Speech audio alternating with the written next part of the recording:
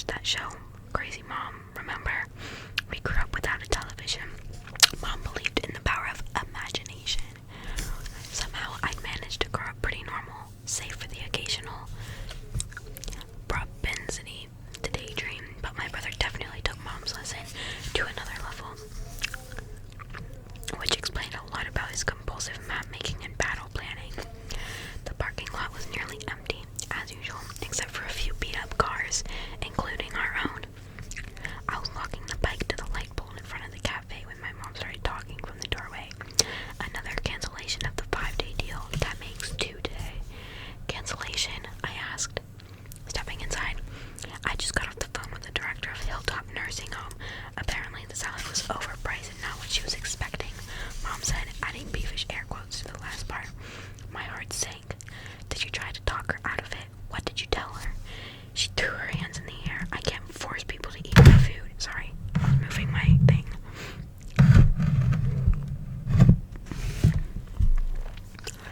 I can't force people to eat my food, Zeus. If they wanted. Wait, I think it's pronounced Zeus.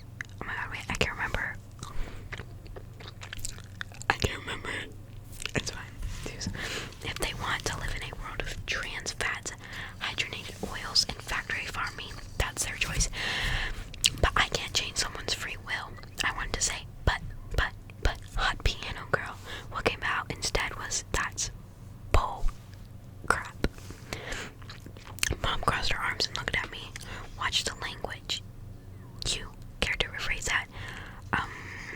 Total bull. Mom tried not to laugh and failed. Complete and utter bull.